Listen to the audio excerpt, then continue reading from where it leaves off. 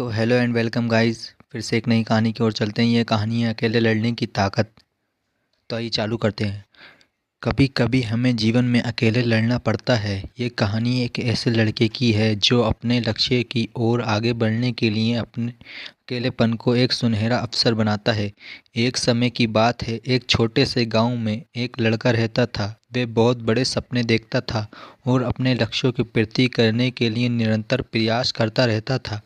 परंतु उसके पास ना ही उसका कोई दोस्त था और ना ही कोई गाइड करने वाला।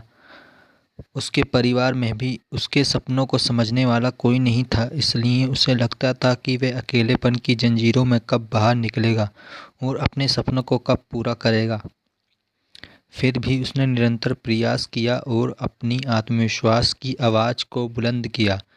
इसकी इच्छा शक्ति और संघर्ष ने उसे दिशा में आगे बढ़ने की शक्ति दी। एक दिन उसे अपने गांव के बाहर एक लाइब्रेरी यानी पुस्तकालय का पता चलता है। वे आश्चर्यचकित हो जाता है क्योंकि उसे पहले कभी ऐसी जगह नजर नहीं आई थी। धीरे धीरे उसने उस लाइब्रेरी यानी पुस्तकालय के दरवाजे पर कदम रखा। वहां जाकर उसने देखा कि लोग पुस्तकों के बीच खोए हुए हैं और वहां की शांतिपूर्णता और ज्ञान के वातावरण से उसे संतुष्ट कर दिया। अपनी उत्कर्षता को पहचानते हुए ये निर्णय लिया कि लाइब्रेरी यानी पुस्तकालय में समय बिताएंगे। धीरे धीरे वे लाइब्रेरी यानी पुस्तकालय की विभिन्न किताबों को पढ़ने लगा और नई दुनिया की खोज में निकल पड़ा। दिन बीतते गए और उसका ज्ञान दिन प्रतिदिन बढ़ता गया और वह अच्छे लेखकों और दर्शकों के साथ रिश्ते बनाने लगा। इसी के साथ उसने लिखने का भी मन बना लिया।